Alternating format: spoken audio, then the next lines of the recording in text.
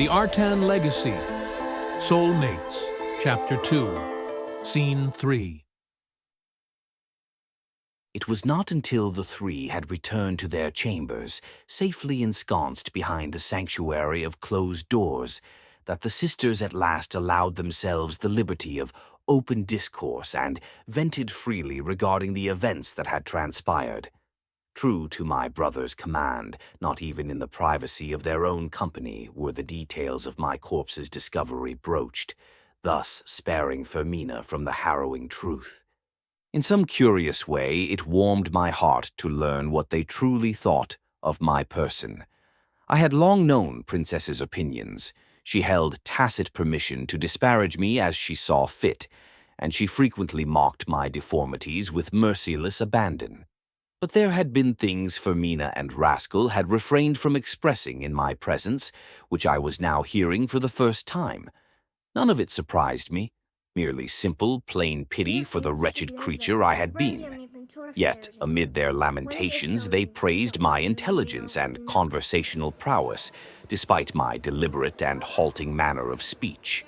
They recounted the times I had brought them joy, aided them with one of my concoctions or inventions, gifted them with presents on special occasions, or offered them wise counsel.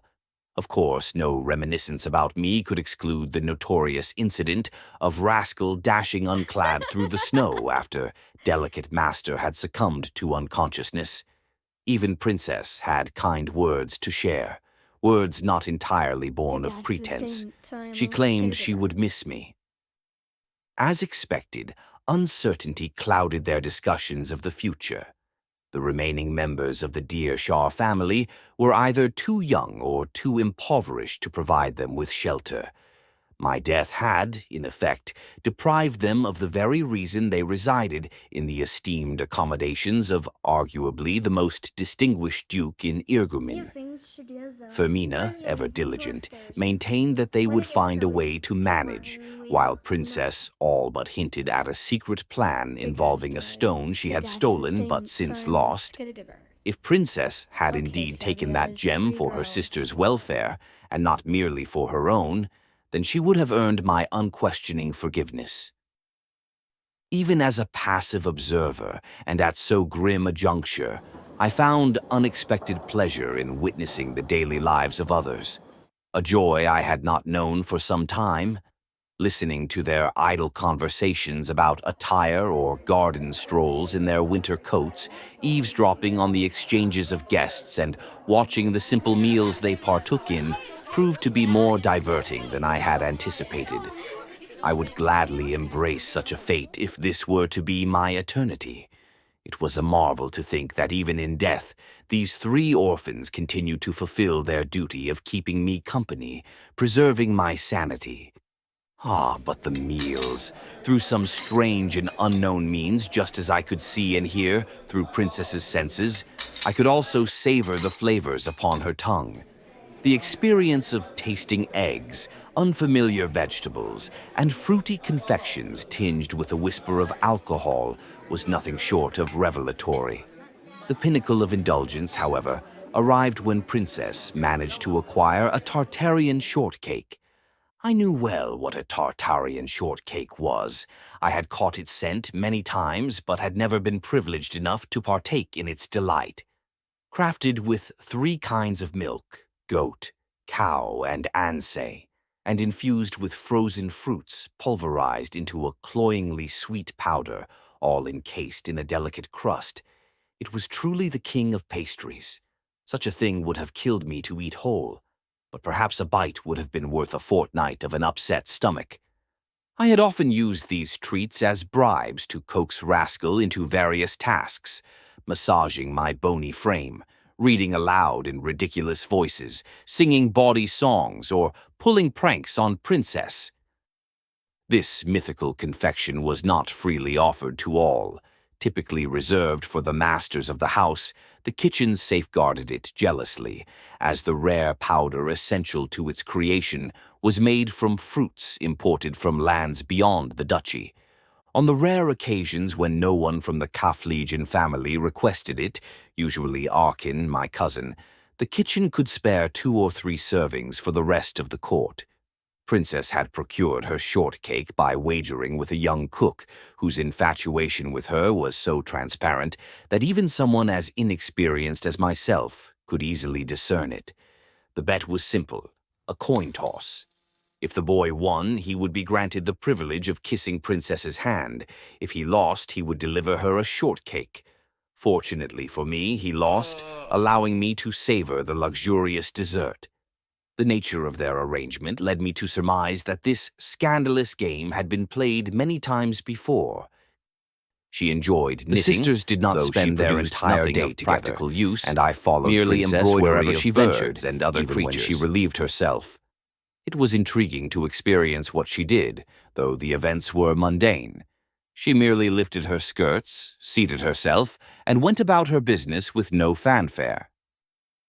Princess occupied her time in ways I had not anticipated, such as weaving tapestries of birds and fantastical creatures, charming but clumsily wrought. More a diversion than anything of practical use. To my surprise, she also read. Despite my frequent chiding of her ignorance, Princess visited the library, perusing classic plays by Roshan Gimir and Thule the Olden. She studied a botany text and even jotted down notes for her own reference. She sang pious and tedious hymns with her sisters, and occasionally paused in a common room to listen to the dialogue of others. That day, she witnessed a heated debate between 2 courtiers, contesting the effectiveness of the ancient political systems of the Eastern Empire. Naturally, her search for the stolen gem never ceased. She questioned anyone who ventured near her room, her gaze sharp with suspicion, hoping to detect any trace of deceit. The loss of the artifact remained a mystery to her, and we had long passed the point where I could harbor resentment over it. I wished for her to find it, yet, despite my efforts to recall every detail, I could not fathom where it might have gone. While still filled with glee at the prospect of this newfound existence, far more vibrant and fulfilling than the life I had endured, dusk inevitably descended. My father, Lord Duke Archimince, held no reverence for the divine, his reasons known only to him. He had imparted this irreligion to his sons, though not to his daughter. Nevertheless, we maintained the semblance of piety, and the house observed evening prayers in accordance with the realm's traditions. At the appointed hour, all, be they noble or servant, ceased their labors, sat, knelt, or simply turned their faces toward the heavens to offer thanks to Evenis for the day she had bestowed, for causing the sun to traverse the firmament, sustaining our lives with its warmth. We sang our praises, closed our eyes, traced a circle with our hands to signal the sun's repose, welcomed the moon to guide us through the night, and returned to our affairs. The prayers took place at a shrine in the north wing, presided over each evening by none other than Sufferer Crescelda, my sister. In my youth, I had seldom been strong enough to attend, and as my illnesses progressed and my appearance deteriorated, I could no longer bear to be seen in public. Suffice it to say, I had not visited the shrine in many years. Princess arrived with her sisters, dressed in their heavy evening gowns, cloaked against the bitter chill of last winter. Kirlhan stood at the forefront, behind him the guests, council, and my father's court, and behind them the servants, arranged according to their own hierarchy. The day had breathed its last, and the sun had hidden behind Mount Surt. Princess knelt to say the prayer, her voice joining the monotone recitation. The sun ascended, heralding the birth of a new day, waking life in all its forms. Evenis has granted us the gift of light and warmth, and we kneel in gratitude to her unending sacrifice. Beneath the tender eyes of the Holy Widow, who guides the heavens, we dwell upon these lands she guards with watchful care. Now, as the sun seeks its well-earned slumber, and the moon takes its place in the firmament, may its light shepherd us through the shadows, and may morning come next dawn. The entire prayer was brief, at least in this house, the ceremony scarcely long enough to utter its words. As was her custom, Princess sang while clasping her sister's hands. However, as the prayer neared its conclusion, she abruptly ceased.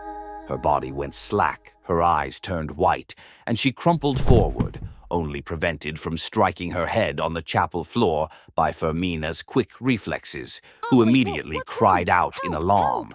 Without warning, Princess had fainted mid-song during the evening prayer. Aid did not come until the ceremony concluded mere moments later. Fortunately, with so many physicians residing in the manor, she was swiftly surrounded by those capable of attending to her condition. Her eyelids were pried open, and once again I could see through her eyes. They stared blankly at the glass ceiling of the shrine. Then, as if guided by my will, they shifted toward a brilliant light to the left. Oh, she's awake! Fermina, holding Princess's hand, was enthused with relief. How do you feel, dear? Thorban, the bearded old court magister and skilled physician, asked as he shone a bright light with his artalar. Does it hurt anywhere? The proper response was to deny any pain, so I thought it, and Princess replied.